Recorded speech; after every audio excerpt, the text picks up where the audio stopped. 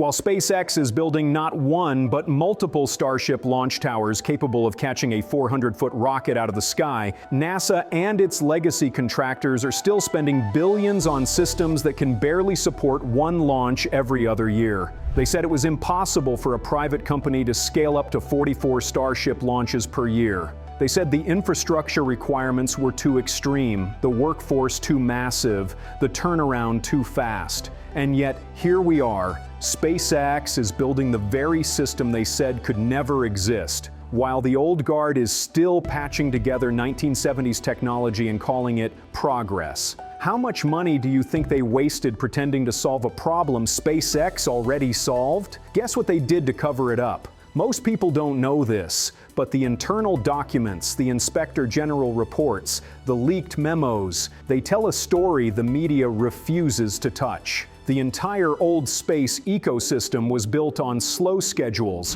padded budgets, and minimizing risk, even while that very risk caused decades of delays and mission failures. Meanwhile, Elon Musk rebuilt rocket engineering from the ground up, and the Starbase towers stand as the ultimate proof. One team builds the future, the other builds excuses. The first mistake legacy programs made was treating launch infrastructure as sacred, expensive monuments instead of highly automated machines. The second mistake was assuming rockets needed years of preparation. Because while NASA and Boeing wasted billions on systems with months-long pad turnaround times, SpaceX was designing launch towers with massive chopsticks that stack, catch, and reset booster stages in hours. Hours. Let that sink in.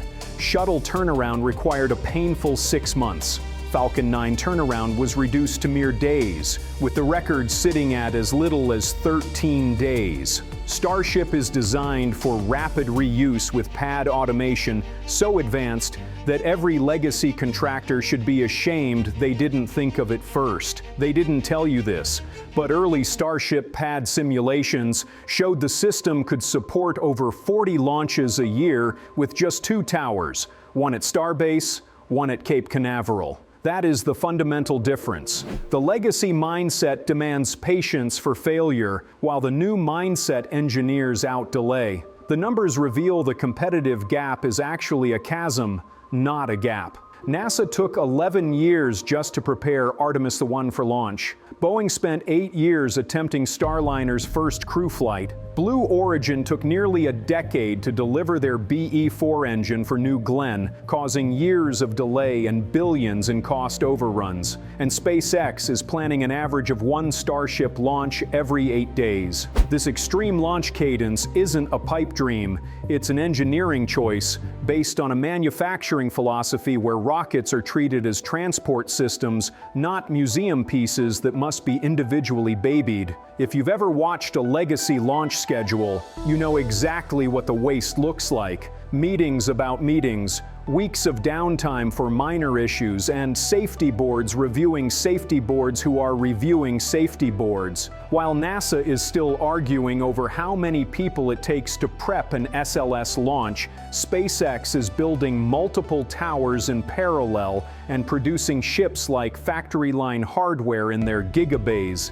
Institutional failure appears as pure arrogance. Engineers knew this would fail. If just one old space decision-maker had listened to engineers begging for automation in the 1990s, America would be 20 years ahead of China instead of playing catch-up against the rising global threat. But they ignored the warnings. Look at the shocking evidence. If NASA had simply copied SpaceX's operational philosophy, test early, fix fast, they would have discovered their structural problems with the space launch system years earlier. They were 30 seconds away from catching a whole class of SLS valve failures during a wet dress rehearsal. Seconds. But the test was scrubbed for fear of hardware stress, and the critical solution was left sitting ignored on a desk by a bureaucracy terrified of pushing the envelope. Legacy programs couldn't keep up because they refused to adapt, clinging to protocols that only breed bottlenecks and financial bloat.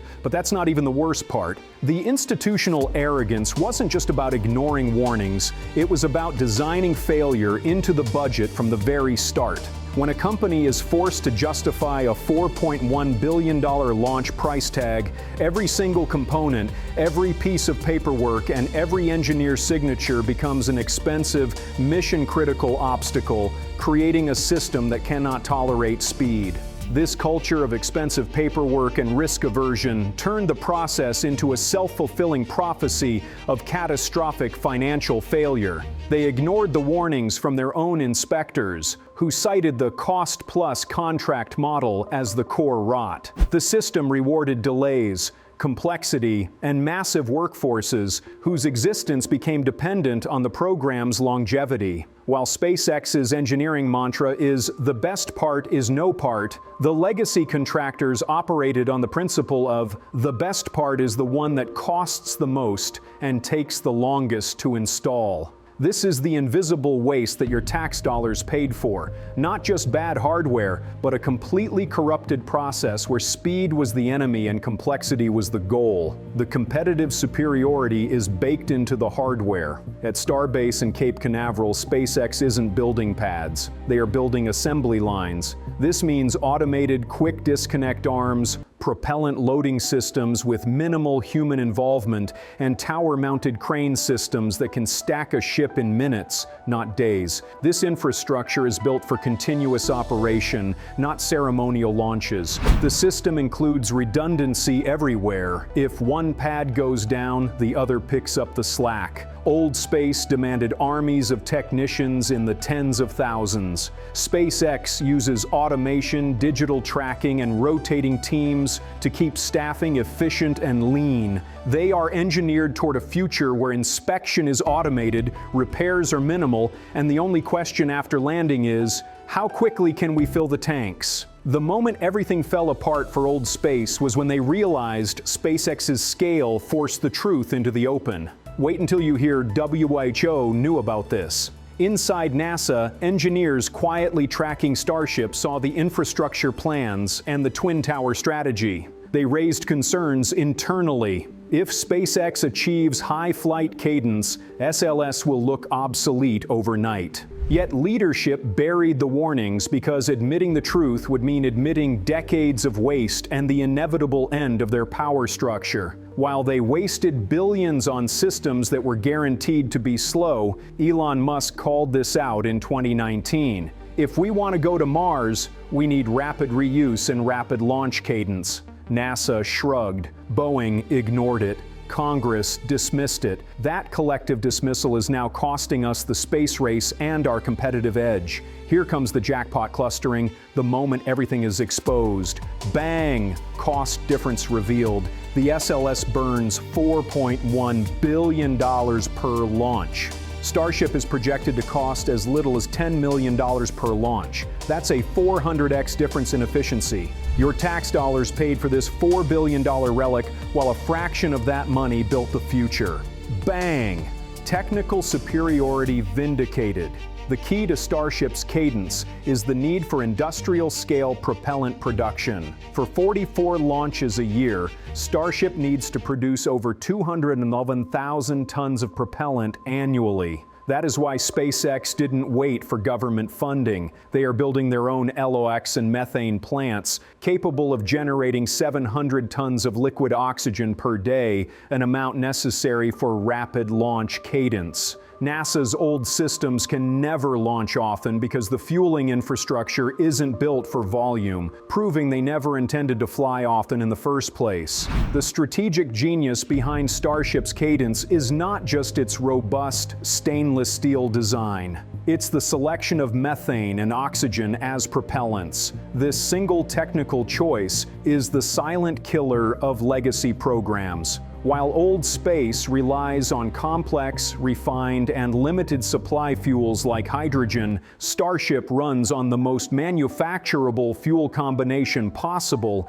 easily sourced and refined from the atmosphere on Mars. The 700 tons of liquid oxygen per day capacity at Starbase is proof that SpaceX understood the fundamental industrial problem. If you want to fly 44 times a year, your fuel must be locally, cheaply, and endlessly produced. This means Starship is engineered to feed its own launch cadence, creating an independent, self-sustaining launch economy. Old space must wait for specialized refineries and transports. SpaceX just turns on the tap at its own industrial plant.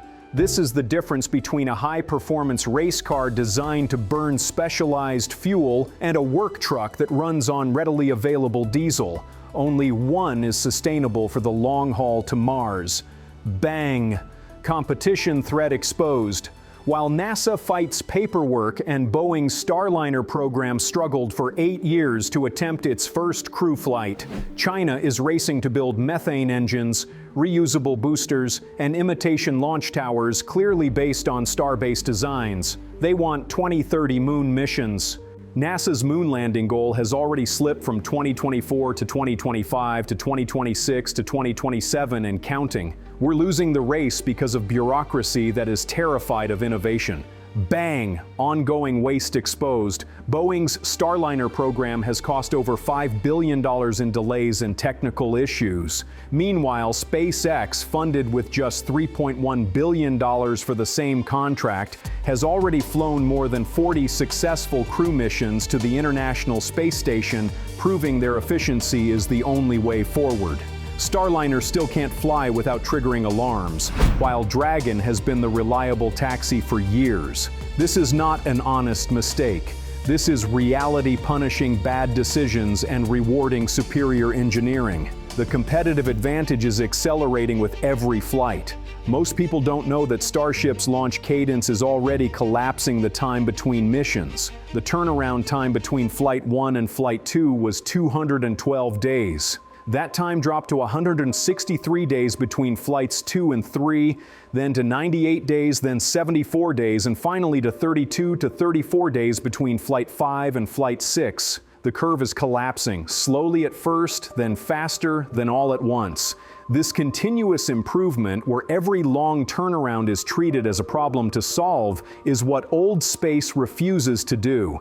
They add layers of certification instead of layers of improvement, which is why they will always be stuck in the mindset where a rocket is a fragile artifact. Starship is getting faster, stronger, and simpler to recover, proving that the turnaround challenges now are temporary chapters, not permanent limitations. This velocity has real-world consequences that shocked regulators. The FAA was forced to increase Starship's approved launch cap from a token 5 launches per year to 25 launches per year in less than 12 months. No old space program has ever increased launch cadence 5-fold in a single regulatory cycle. This sudden volume increase forced the entire financial establishment to adapt. For decades, insurance firms treated a single launch like a rare, isolated event with Cold War pricing. But when SpaceX told them to get ready for weekly launches, they couldn't keep up. Insurance firms were forced to invent something new, portfolio insurance, because the old model cracked under Starship's sheer volume. When a $10 million Starship launch is approved alongside a $4 billion SLS launch, the comparison becomes unavoidable and humiliating, creating a clear financial incentive for any sensible client to choose the cheaper, faster option. This efficiency gap is also a cultural humiliation that has cost the taxpayer dearly. The $4.1 billion SLS launch is not just hardware, it's the salaries for the tens of thousands of workers across dozens of states, a human shield against political cancellation used by legacy contractors to defend their turf. This scattered, decentralized workforce is another layer of waste, necessary only to placate Congress and maintain political support. Meanwhile, the Starship team operates with a focused, iterative, and lean structure, consolidating manufacturing and testing into a single hub. This concentration of effort means problems are solved instantly by the people who created them, not debated across 3 committees and 5 state lines.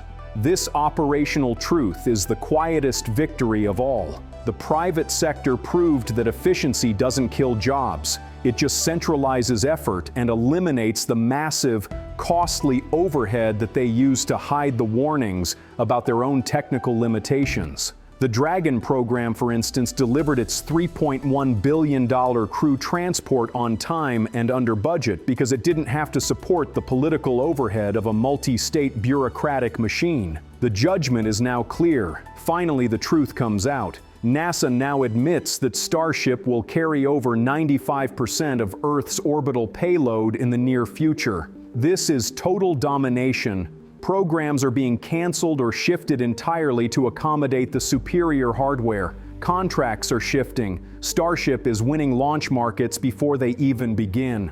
Old Space failed because it feared failure and built systems for Congress. New Space wins because it embraces failure and built a system for Mars. SpaceX built teams that troubleshoot in hours, while legacy programs built committees that debate for months. Starship's fleet, projected to be between 10 to 15 vehicles in constant rotation, allows failures without grounding the whole system and inspections without halting missions.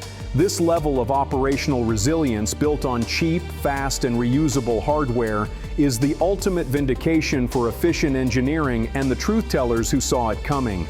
But here's the unresolved loss and the ongoing threat. This is still happening today. They are still wasting your money. NASA is still pouring billions into slow, outdated hardware. Congress is still funding programs that cannot compete. China is still racing to close the gap on reusable systems, learning from every Starship failure and success. And the same people who ignored all the warnings and buried all the reports are still making decisions in positions of power, ensuring the cycle of waste continues. While the world focuses on Starship's early challenges, the people paying attention know the real story. Starship is moving one step closer to the 1-hour turnaround dream with every single flight. SpaceX proved them wrong by making the impossible inevitable. But the system, the bureaucracy, the slow timelines, the inflated budgets hasn't changed yet. And that's why the race isn't over. That's why you need to see what they're doing with the next program. Because the same mistakes are already starting again, and you're still paying for it.